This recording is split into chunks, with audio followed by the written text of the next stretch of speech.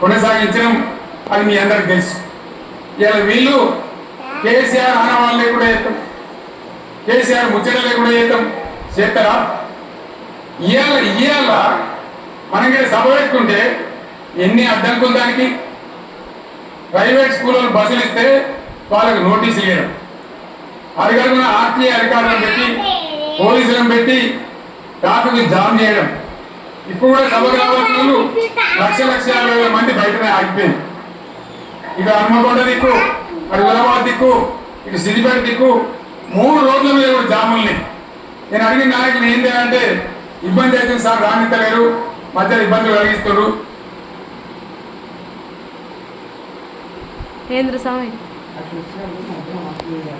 పెట్టారు పనిమాలని అని చెప్పి జామ్ అయిపోయి అక్కడనే ఆగిపోయింది.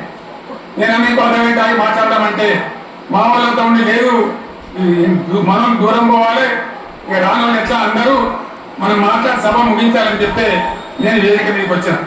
ఇన్ని అడ్డంకులు ఇంత కడుపు బా ఆపుతారా? వేరే సభలు ఆపుతారా?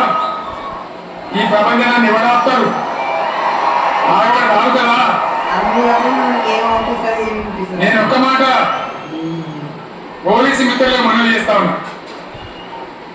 ప్రజాస్వామ్యంలో ప్రజలకు అడిగే హక్కు ఉంటుంది, తప్పకుండా అడుగుతారు ప్రజలు. ఈ అడిగే హక్కును సోషల్ మీడియాలో బీఆర్ఎస్ సోషల్ మీడియా వాడేస్తున్నారు.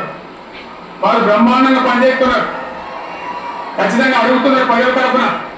ఇంత అన్యాయం జరుగుతుంటే చూడలేక సోషల్ మీడియాలో పనిచేసే తెలంగాణ బిడ్డలు ఇది ఏమన్యాయమైన ఎట్లా అని చెప్పి ప్రభుత్వాన్ని ప్రశ్నిస్తూ ఉన్నారు, ప్రజలకు మద్దతుగా నిలబడతా ఉన్నారు. వాళ్ళ మీద కేసులు, వాళ్ళని పట్టకపోవడు.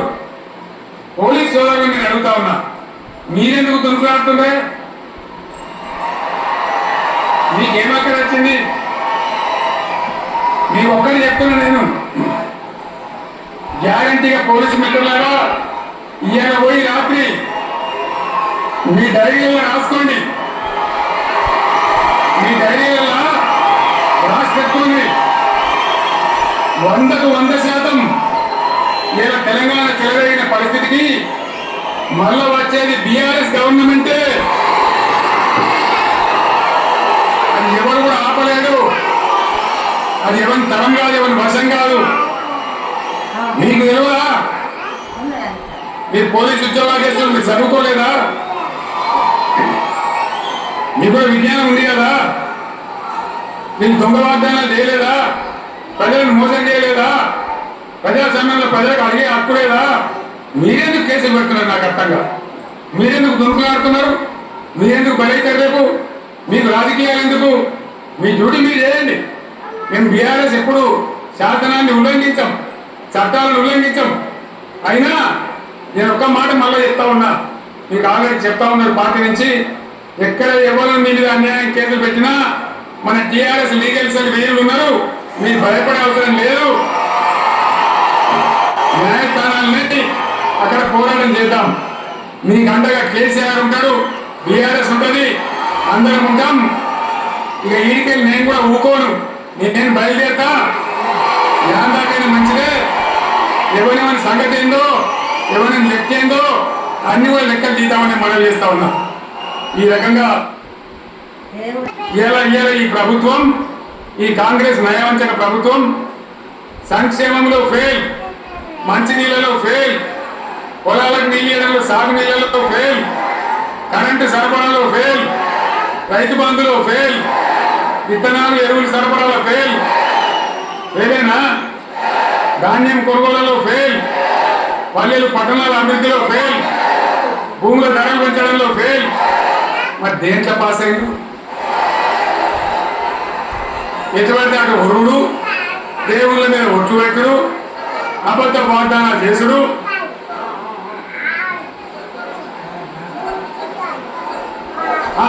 కమిషన్ అంటే 20-30% కమిషన్లు తీసుకున్నాడు, సంచులు నింపుడు, సంచులు మోసుడు. అంతేనా? కరెక్టేనా ఈ మాట అన్నా? కరెక్టేనా? అన్ని ఫెయిల్ అయిందా ఈ ప్రభుత్వం? నిజంగా ఒకసారి చేతులు లేవట్రా, దయచేసి స్టేజ్ మీద లేవట్రా. ఫెయిల్ అయినా ఈ మాట 20% 30% కమిషన్లను నేను అంటలేను. ఎవరన్నారు? స్వయంగా ఆర్థిక మంత్రి చాంబర్కు పోయి 200 మంది కాంట్రాక్టర్లు ఆ లొల్లిపెట్టి మమ్మల్ని 20-30% కమిషన్ అడుగుతారు. ఇది ఏమన్యాయమని చెప్పి సెక్రటేరియట్ చెప్పిన మాట నేను చెప్తా ఉన్నా. ఈ విధంగా మాజీ సర్పంచులు పాపం వాళ్ళు పనిచేసిన మా బిల్లులు ఇవ్వమంటే వాళ్ళ కోసం చూసుకుంటా ఉన్నారు. వాళ్ళేం పాపం చేశారు? ఈ విధంగా ఘోరం. ఇంకా ఈ అందానికి ఏం మాట్లాడతారు? కేసీఆర్ నువ్వు రా అసెంబ్లీకి, నీ కార్యకర్త కూడా ముచ్చట్లింటాక పిల్లలు అడిగితేనే మీరు జవాబు చెప్తలేరు. పిల్లలు అడిగితేనే చెప్తలేరు. ఉన్నదన్నట్టు నిలబెడితే ఆర్థిక మంత్రి అసెంబ్లీలో లేచి 20% కమిషన్ తీసుకోవడానికి కేటీఆర్ మాట్లాడితే ఆయన లేచి భుజాలు తడుపుకుంటారు. నీకెందుకైనా బాధ? నువ్వు తీసుకుంటుంటే నీకు బాధ ఉండాలి కదా. దేశ పేద లొలి పెడతా ఉండడానికి అసెంబ్లీలో ఈ విధంగా చాలా గందరగోళంగా అవివేకంతో అజ్ఞానంతో చాలా ఘోరం చేసి అర్థమైన మాటలను చెప్పింది. దాంతో మనం కూడా గోల్మాలైపోయాం. తీర్థం పోదాం తిమ్మక్క అంటే వాడు గుళ్ళే మనం సల్లే ఆ గట్టి తెచ్చింది ప్రజలకి. మరి మనం కూడా ప్రజలు కూడా ఆలోచన చేయాలి. ఆవేశం కాదు. గాడులకు గడ్డేసి బలకు పాల్గొని చెప్తాయే ఓకేనా? మరి ఏం చేయాలో ఆలోచించాలి. ఓ తమ్ముడైనా హైదరాబాద్ అని ఇల్లు కూడా కొడితే కేసీఆర్ అన్నా యాడున్నావు, నువ్వు రావాలి, కత్తి వాంచేతలు బట్టి యుద్ధం నడచేయబడతాడు. అంతేనా? ఇది కూడా విచారిస్తారు ప్రజలు. మీకు అర్థం కావాలని నేను చెప్తా ఉన్నా. అందుకే ఓడగొట్టుకున్న కారణే వెతుక్కోవాలి. మీ వెంట బీఆర్ఎస్ ఉంటుంది, మీ వెంట కేసీఆర్ ఉంటాడు. 100% మళ్ళా తెలంగాణ విజయం సాధించాలి, గులాబీ జెండా ఎగరేయాలి, అద్భుతమైన తెలంగాణను మళ్ళీ సాధించాలి. ఇక బీజేపీ కదా 11 ఏళ్ళ రాజ్యం చేయబట్టి తెలంగాణకు 11 రూపాయలు ఇచ్చిందా? వాటినే గొప్ప భద్రాజమానం పదకోడిందో శుష్కప్రియాలు శూన్యాస్తాలు తప్ప ఏమి ఇయ్యలేదు. 157 కాలేజీలు పెడితే మెడికల్ కాలేజీలు ఒక్కడన్నా తెలంగాణకు ఇచ్చిందా? ఒక ప్రాజెక్ట్ కన్నా జాతీయ హోదా ఇచ్చిందా? ఇక కాంగ్రెస్ వాడు ఇట్లా అంటే బీజేపీ కూడా అట్లా ఏది లేదు. ఉల్టా మనే ఖమ్మంలో 7 మండలాలు గుంజుకున్నారు, శ్రీలేరు ప్రాజెక్టు గుంజుకున్నారు. నరేంద్ర మోడీ మాట్లాడతాడు, ఏం మాట్లాడతాడు? తెలంగాణ వచ్చింది అని తెలంగాణ సంతోషపడితే తల్లిని చంపి బిడ్డను బతికించిన ఉంటాడు. ఎన్నోసార్లు అంటే ఒక్కసారి కాదు. ఈ విధంగా అది కూడా మనం అనిపించేది కాదు. ఈ సందర్భంలో ఒక మాట బీజేపీ అంటే అది ప్రజాస్వామ్యం కాదు. ఆపరేషన్ కగార్ వెంటనే ఆపేయండి. వాళ్ళని పిలిచి ఆ నక్సలైట్లను పిలిచి డెమోక్రటిక్ స్పేస్ ఇచ్చి చర్చలు జరపండి. వాళ్ళు ఏం మాట్లాడతారో చూడండి. అది కూడా నల్లనా తెల్లనా దేశం ముందరికి రాని. కానీ అట్లా కాదు, మొత్తం ఏ పారెత్తాం, పోస్ట్ పారెత్తాం, నరికి పారెత్తాం అంటే మిలిటరీ మీద మీ దగ్గర కొడతారు. కానీ ప్రజాస్వామ్యం అనిపించుకోరు. ఈ మాట ఢిల్లీకి ఉత్తరం పంపిద్దామా? మీరందరూ సపోర్ట్ కొడితే తీర్మానంగా భావించి దాన్ని కేంద్రానికి పంపిద్దాం.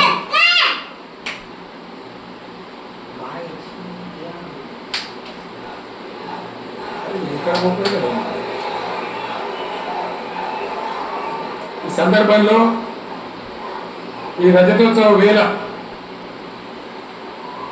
నేను మీ అందరికీ, ఇక్కడ ఉన్న వాళ్ళకు, సభలో లేని వాళ్ళకు, టీవీలో నా మాటలు వినే వాళ్ళకు, యావత్తు తెలంగాణ సమాజానికి బీఆర్ఎస్ గులాబీ జెండా రజతోత్సవ శుభాకాంక్షలు మరొకసారి తెలియజేస్తూ మీరందరూ కూడా ధైర్యంగా ఉండండి. మళ్ళీ బీఆర్ఎస్ తెచ్చుకుందాం, బ్రహ్మాండమైన పరిపాలన అందించుకుందాం. వీళ్ళు జరగొచ్చే జర్నీ మళ్ళీ మంచిగా చేసుకుందాం, బ్రహ్మాండంగా ముందుకు పోదాం, పురోగమించుదాం. ఒక అద్భుతమైన తెలంగాణ, ప్రతి వ్యక్తి ముఖంలో చిరునవ్వులు చిందించే తెలంగాణ తయారు చేసుకున్నామని చెప్పి మీ అందరికి మనవి చేస్తూ ఇంత పెద్ద ఎత్తున ఈ సభకు గవర్నమెంట్ ఈ ఏడాది నెలలోనే మీరు కలిగి వచ్చిందంటే మీరు కూడా ఒక నిర్ణయానికి వచ్చినట్టు కనబడుతూనే ఉంది. ఓట్లు ఎప్పుడు వస్తాయని చూస్తాను. నేను ఇంకో మాట చెప్పాలి, ముఖ్యమైన మాట ఏంటంటే వీళ్ళు అక్కడిక్కడ ఇంకా మీరు ఏదొచ్చింది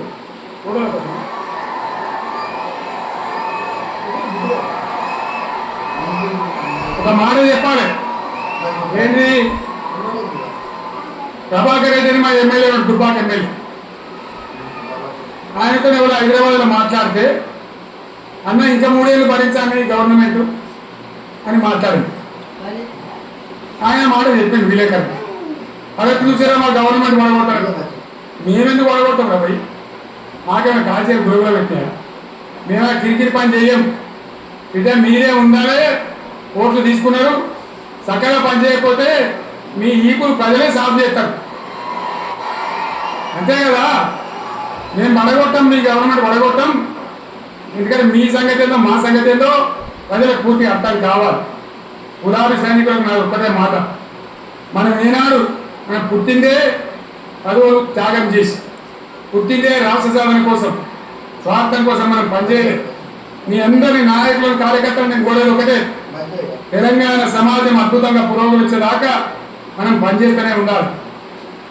గవర్నమెంట్లో ఉన్నా ప్రతిపక్షంలో ఉన్నా ప్రజల పక్షాన ఉండాలి, ప్రజలకు అండగా ఉండాలి, ప్రజల సమస్యల మీద పోరాటం చేయాలి, వాళ్ళకు అండదండగా ఉంటూ పురోగమించాలి. అదే మన కర్తవ్యం. అందులోనే మనకు అన్ని పదవులు వస్తాయి. అది పెద్ద ఇష్యూ కాదు. ఇన్ని వేల మంది మనోళ్ళు ఎంత బ్రహ్మాండంగా ముందుకొచ్చారు. కాబట్టి మీరందరూ కూడా ఆ విధంగా రావాలి. లాస్ట్ మాట, ఈ సభ నిర్వహించినటువంటి మిత్రులు పోచంపల్లి శ్రీనివాస్ రెడ్డి గారికి, వినయ భాస్కర్ గారికి, పెద్ది సుదర్శన్ రెడ్డి గారికి, రవీంద్రరావు ఎమ్మెల్సీ గారికి, వారికి నేను ధన్యవాదాలు చెప్తా ఉన్నా. ఇక్కడ భూములు ఇచ్చి బ్రహ్మాండంగా ఆదరించిన ఈ ఇల్కతుర్తి చుట్టుపక్కల గ్రామాల ప్రజలకు కూడా, రైతులకు కూడా నేను ధన్యవాదాలు తెలియజేస్తా ఉన్నా. ఈ రజతోత్సవ శుభాకాంక్షలు మీ అందరికీ మరొకసారి తెలియజేస్తూ నేను మీరు సెలవు తీసుకుంటా ఉన్నా. జై తెలంగాణ, జై తెలంగాణ, జై తెలంగాణ. ధన్యవాదాలు. ఇప్పుడు వదిలిపెట్టరు, బాగా వదిలిపెట్టారు.